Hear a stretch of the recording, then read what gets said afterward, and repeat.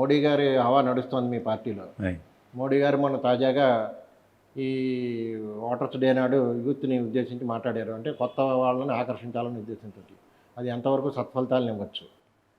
అంటే waters day నాడు ప్రధానమంత్రి గారు యువమోర్చా భారతీయ జనతా పార్టీ దేశ ఇన్ఛార్జ్ గారు నడ్డా గారితోటి కొత్తగా నమోదైన దినోత్సవం నాడు యూనివర్సిటీలో ఉన్న స్టూడెంట్స్ తోటి ఓటు అంటే ఏమిటి, ఓటు ఎందుకు వేయాలి, ఓటు ఒక విలువ ఏమిటి, ఎవరిని ఎన్నుకోవాలి, ఎటువంటి వ్యక్తుల్ని, ఇవన్నీ తెలియజేస్తూ రేపు భావి తరానికి ఆయన ఒక విజన్ తోటి వెళ్తున్నారు ప్రధానమంత్రి గారు. వికసిత్ భారత్ 2047 అని. అంటే 1947లో మనకు స్వతంత్రం వస్తే రేపు 2047కి 100 సంవత్సరాలు పూర్తవుతుంది. స్వతంత్రానికి ముందు స్వతంత్రం వచ్చిన 100 సంవత్సరాలని వారి యువతని ప్రప్రథమంగా ఓటు వచ్చిన యువతని ఎట్లా ఓటు విలువేంటి, ఓటు ఎందుకు వేయాలి అన్నది చాలా చక్కగా తొలిసారి ఓటు నమోదైన విద్యార్థులందరికీ వారు వెబ్ ద్వారా మాట్లాడటం విద్యార్థులందరూ కూడా చాలా దాన్ని ఒక మంచి శుభపరిణామంగా మేము భావిస్తున్నామండి. ఇప్పుడు ఇవన్నీ బాగానే ఉన్నాయి. ఆంధ్రప్రదేశ్ విషయంలో మాత్రం ఇంకా అస్పష్టత, సంక్లిష్టత కొనసాగుతుంది. ఆంధ్రప్రదేశ్ విషయంలో ఏం జరుగుతుందంటారు? అసలు ఆంధ్రప్రదేశ్ రాజకీయాలను బీజేపీ ఏ విధంగా చూస్తుంది? ఆంధ్రప్రదేశ్కి వచ్చినప్పటికీ ఒక విచిత్రమైన పరిస్థితి అండి. గతంలో ఉమ్మడి మెడ్రాస్లో ఉన్నప్పుడు ఆంధ్ర వాళ్ళు మంచివాళ్ళే. మళ్ళీ విడిపోయిన తెలంగాణతో కూడా మనం మంచిగానే వచ్చేసాం. కానీ మనకేమిటంటే విడిపోయిన ఆంధ్ర రాష్ట్రాన్ని నుంచి జాతీయ పార్టీలు బలంగా లేకపోతాం. విడిపోయిన తర్వాత ఈ కుటుంబ పార్టీలు అంటే వాళ్ళు జాతీయ పార్టీలో ముఖ్యమంత్రి అయిన కుటుంబం కానీ లేకపోతే జాతీయ పార్టీలోనే రాజకీయం మొదలెట్టిన మాజీ ముఖ్యమంత్రి గారు కానీ వీళ్ళందరూ కూడా జాతీయ రాజకీయాల్లోనే మొదలెట్టి ఒక సొంత పార్టీలు పెట్టుకుని జాతీయ పార్టీలను ఇక్కడ ఎదగనివ్వకుండా వారి ప్రయోజనాలు కాపాడుకుంటూ ఒకళ్ళ మీద ఒకళ్ళు పోటీ పడుతూ కొంచెం మాకు స్పేస్ని ఇవ్వలేదు భారతీయ జనతా పార్టీకి. దాన్ని వాళ్ళు ప్రజలు ఓటేసినా వేయకపోయినా ఈ విడిపోయిన ఆంధ్ర రాష్ట్రాన్ని నిధుల రూపంగా భారతీయ జనతా పార్టీ చాలా చేసింది.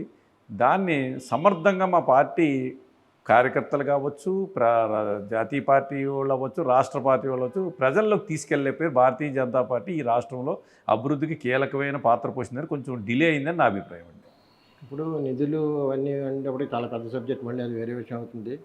ఒకటి విషయం మాత్రం అందరికీ తెలుసు, భారతదేశంలో ఆంధ్రప్రదేశ్ని అన్యాయంగా విడగొట్టిన తర్వాత విభజిత ఆంధ్రప్రదేశ్కి ఇచ్చిన హామీల్లో ఏ ఒక్కటి కూడా పూర్తిగా నెరవేర్చే పని భారతీయ జనతా పార్టీ చేయలేదు. ఆవేళ విభజించడానికి కారణమైనప్పుడు సహకరించిన ఆంధ్రప్రదేశ్కి చేస్తామని చెప్పిన వెంకయ్యనాయుడు గారు హామీ ఇచ్చినవి చేయలేదు, మన్మోహన్ సింగ్ గారు హామీ ఇచ్చినవి చేయలేదు ప్రధానమంత్రిగా. ఆ తర్వాత ప్రధానమంత్రి స్వయంగా మోడీ గారు ఇచ్చిన హామీ చేయలేదు. రాజధాని విషయంలో హామీలు ఇచ్చారు, అది తక్కిన విషయాల్లో హామీలు ఇచ్చారు, పోలవరంలో హామీలు ఇచ్చారు. ఏ విషయాన్ని కూడా పట్టించుకోలేదు, చేయలేదు. అదన్నీ వేరే విషయం, సబ్జెక్టు, దాని మీద మాట్లాడదు. అసలు ఆంధ్రప్రదేశ్ రాజకీయాల్లో మీకున్న సీనియారిటీ రీత్యా, అనుభవం రీత్యా ఏంటంటే మిమ్మల్ని తీసుకొచ్చి కెమెరా మీద కూర్చోబెట్టి సీనియర్ అంటే ఇంత లేతగా ఉన్నాడు, వీడి సీనియర్ ఏంటి అనుకుంటారు. నేను చాలా పెద్దవాడు అలా కనపడతాడు. వీరకొండ వీరన్న చౌదరి గారు చాలా సీనియరు. ఇంకేత మీకున్న సీనియారిటీ రీత్యా అసలు ఆంధ్రప్రదేశ్ రాజకీయాలు ఎలా నడుస్తున్నాయి అన్న దాని మీద విశ్లేషించారు. ఉమ్మడి ఆంధ్రప్రదేశ్లో కానీ ఇప్పుడు ఆంధ్రప్రదేశ్లో కానీ నేను గమనించింది ఏంటంటే రాజకీయంగా ఒక 500 కుటుంబాలే ఈ రాష్ట్రాన్ని, విడిపోయిన ఆంధ్ర రాష్ట్రాన్ని కానీ అక్కడ కానీ ఒక 500 కుటుంబాలు 2 పార్టీల్లో ఉండి ఇటు ఉంటే అటు ఉంటే అటు, ఏది అధికారంలోకి వస్తుంటే అటు ఇటు మారి ఆ కుటుంబ పార్టీలు, అది కుటుంబం కాదు, కొన్ని 500 రాజకీయ కుటుంబాలు వేరే వారి స్పేస్ లేకుండా, అంటే అదృష్టం కొద్ది ఏదో రిజర్వేషన్లోనూ ఎప్పుడైనా వస్తే అది వాళ్ళ కుటుంబాలు రాజకీయాలకు వస్తున్నారు. కానీ రాజకీయాలు వచ్చి మార్పు చేసి ప్రజలకు సేవ చేయాలన్న వాళ్ళు చాలామంది ఆశ ఉన్నా ఈ 250 300 కుటుంబాలే ఈ రాష్ట్రాన్ని అటు ఇటు ఏ పార్టీలోనూ వాళ్ళ కుటుంబ సభ్యులే ఉంటూ ఎవరికి స్కోప్ ఇవ్వకుండా వారు అధికారాన్ని చెలాయిస్తూ ఈ రాష్ట్రాన్ని వారు ఈ 500 కుటుంబాలే వాళ్ళ గుప్పిట్లో పెట్టుకున్నాయని నా అభిప్రాయం. ఒకసారి వారు నెగ్గుతారు, ఒకసారి వీరు నెగ్గుతుంటారు. కానీ ఈ 500 కుటుంబాలు నేను చెప్పేది మీరు ఎక్కడైనా చూసుకోవచ్చు.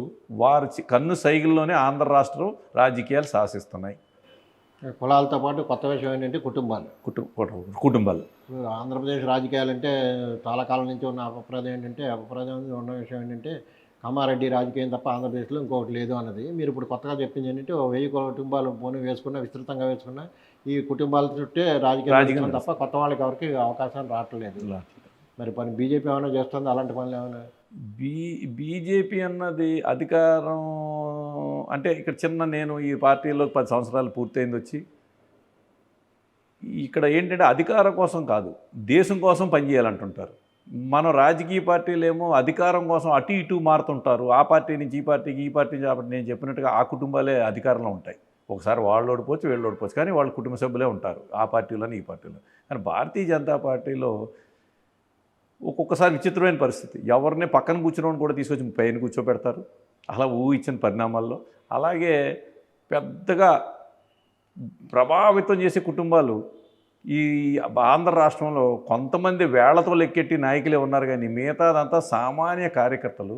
వాళ్ళకి ఏమీ కార్పొరేట్ లెవెల్లో వాళ్ళు తక్కువ మంది ఉండటంలో మా భారతీయ జనతా పార్టీ రాష్ట్రంలో వాళ్ళ పోటీని తట్టుకోలేకపోయిందని అభిప్రాయం. ఇప్పుడు ఒకప్పుడు మీరన్నట్టుగా దేశం కోసం పనిచేసే వాళ్ళకి ఈ సీట్లు ఇవ్వడం అనేది అన్ని పార్టీల్లోనే ఉండేది. కమ్యూనిస్టుల దగ్గర నుంచి, కాంగ్రెస్ దగ్గర నుంచి అందరూ దేశం కోసం పనిచేసే వాళ్ళకి ఇచ్చారు, సీట్లు ఇచ్చారు, వాళ్ళు ఉండేవారు. ఆ తర్వాత వాళ్ళని అందులో కొంతమందిని తమ వాళ్ళని పెట్టుకుని పనులు చేయించుకునేవారు. కార్పొరేట్ లాబింగ్ జరిగే ఉండేది. ఆ తర్వాత డైరెక్ట్గా కార్పొరేట్ హౌస్ వస్తే తమక అల్లుళ్ళనో కొడుకులను పట్టుకొచ్చి అందులో పెట్టడం మొదలుపెట్టారు. కాకపోతే వాళ్ళే స్వయంగా రంగంలో దిగడం మొదలెట్టారు. ఇప్పుడు మిగిలిన రాష్ట్రాలతో పోల్చుకుంటే మన రాష్ట్రంలో చాలామంది అభ్యర్థులు ఇండస్ట్రియలిస్టులు, వ్యాపారవేత్తలే ఉంటున్నారు. ఎంపీకి, ఎస్పెషల్లీ ఎంపీకి వస్తారు.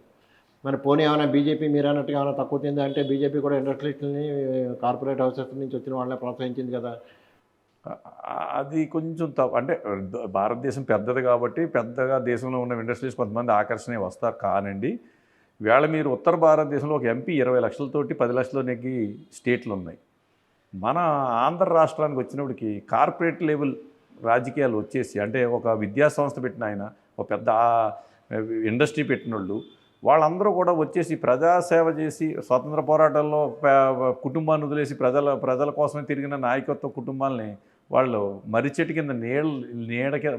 కింద నీడైపోయి వాళ్ళ స్థాయికి తట్టుకోలేక చాలా మంచి కుటుంబాలు ఉన్నాయి, ప్రజాసేవ అంకితో పనిచేసే కుటుంబాలు ఉన్నాయి. కానీ ఆర్థికంగా ఈ కార్పొరేట్ వాళ్ళు వచ్చిన తర్వాత, కార్పొరేట్ కల్చర్ వచ్చిన తర్వాత వారందరూ కూడా స్తబ్దతగా ఉండిపోయి ఏమీ చేయలేని నిస్సాయితీలో ఏదో పార్టీలో అలాగే ఉన్నారు, స్లీపింగ్ మోడ్లో అంతే.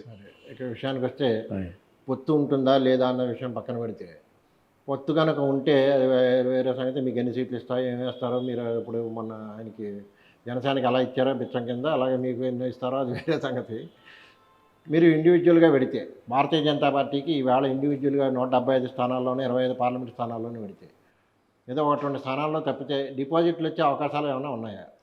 ఖచ్చితంగానండి. మా విష్ణుకుమార్ రాజు గారు, మా వైజాగ్ ఎమ్మెల్యే గారు ఉన్నారు, ఎక్స్ఎమ్మెల్యే గారు ఉన్నారు. అలాగే రాయలసీమలో 2-3 ఎక్స్ఎమ్మెల్యేలు ఉన్నారు. ప్రజా జీవితంలో గెలుపు పొందిన వాళ్ళకి ఎప్పుడు కూడా భారతీయ జనతా పార్టీలో మళ్ళీ వాళ్ళకి అవకాశం వస్తే ప్రజలతో మమేకమై నెగ్గారు కాబట్టి తక్కువ మంది ఉన్నారు నెగ్గినోళ్ళు ఈ ఉమ్మడి ఆంధ్ర రాష్ట్రంలో కానీ ఇక్కడ కానీ. సో దాని మీద మీకు నన్ను ఈ ప్రశ్న వేశారు. అదే ఒకసారి అధికారంలోకి వచ్చినట్టు ఉండండి ఈ పార్టీ కర్ణాటకలాగో ఎక్కడలాగో ఖచ్చితంగా అందరికీ చాలామందికి డిపాజిట్లు వద్దునండి. అంటే ఇప్పుడైనా మీరు సాహసించి పెడతారా, లేకపోతే డిపాజిట్లు రావని భయపడి మళ్ళీ కలుస్తారా? ఏం జరుగుతుందంటారు? మీ ఉద్దేశం ఏమిటి? ఇప్పుడు మీరు కూడా రేసులో ఉన్న వ్యక్తి, అలా ఏం జరుగుతుందని ఆలోచనలో ఉన్నారు మీరు? అంటే మేము ఫైనల్గా ఏదైనా అధిష్టానమే, దానికి ఎవరికి తప్పదు. కానీ ప్రధానమంత్రి గారు మోడీ గారు కలలు కానీ 400 పార్లమెంట్ స్థానాలు నెగ్గాలన్నప్పుడు దేశవ్యాప్తంగా అటువంటిదప్పుడు కలుపుకెళ్తే మంచిది కదా అనే ఉద్దేశంతో కలవచ్చు అని నా అభిప్రాయం. ఇప్పుడు అయోధ్య రాముడు మొన్న ద్వారకాలో సముద్రంలోకి వెళ్ళడం, మోడీ గారు, ఇవన్నీ ఇలాంటి జిమ్మిక్కులన్నీ ఏమైనా రేపు పనిచేసి ఆంధ్రప్రదేశ్లో కూడా ఏమైనా డిపాజిట్లు వచ్చే వరకు ఏమైనా ఓట్లు వస్తాయనుకుంటున్నారు? నేను ఒకటి చెప్పగలనండి. గత 2019లో నేను ప్రత్యక్షంగా చూసా. అప్పటి ప్రభుత్వం మీద వ్యతిరేకతోటి మనం భారతీయ జనతా పార్టీకి ఓటేసినా కానీ అది అవతల ఆయన నెగ్గుతారేమోనని ఇప్పుడున్న ప్రభుత్వానికి ఓటేసి అతను రాకూడదని ఒక ఏకైక లక్ష్యంతో భారతీయ జనతా పార్టీ కార్యకర్తలు చాలామంది కసిగా ఇప్పుడున్న ప్రభుత్వాన్ని నెగ్గించారు. అప్పుడు ప్రభుత్వం మీద వ్యతిరేకత. కానీ ఈరోజు పరిస్థితి మారింది. మోడీ గారు మీరు చెప్పినట్టు ఎప్పటి నుంచో పరిష్కారం కాని సమస్యలు దేశంలో రామ మందిరం కానీ అన్నీ కూడా చేశారు. కాబట్టి మేము డిపాజిట్ గురించి పక్కన పెడితే మీరందరూ పత్రికలు లేకపోతే ప్రజలు పక్క పార్టీ వాళ్ళు అన్నట్టు నోటా ఓట్లు కాదు కానీ ఒక 5-6 వేలు ఇన్ని యావరేజ్ ప్రతి నియోజకవర్గంలోనూ ఇవాళ భారతీయ జనతా పార్టీ ఒక సామాన్య వ్యక్తిని ఒక ఏమి రాజకీయ అనుభవం లేకపోతే రాజకీయ కుటుంబం రాని వ్యక్తిని నిబ్రతగల కార్యకర్త నుంచి పడిన 10 నుంచి 6 వేల ఓట్ల దాకా గ్యారంటీగా వస్తాయని నేను ధీమాపరాధంగా చెప్తున్నాను. సో మొత్తం మీద మీ ఓటు బ్యాంక్ ఎంత పెరిగిందో తెలుసుకోవడానికి ఎన్నికలు ఉపయోగపడతాయి. ఖచ్చితంగా మా బలం తెలియాలంటే ఒక్కోసారి మనం కూడా నుంచుండి, లేదంటే ఆ నింద మా మీద అట్లాగే ఉండిపోతుంది 1% అని. ఖచ్చితంగా 5 to 10% మధ్యలో మా ఓటు బ్యాంక్ ఉంటుందని నా వ్యక్తిగత అభిప్రాయం, నా పార్టీ అభిప్రాయం.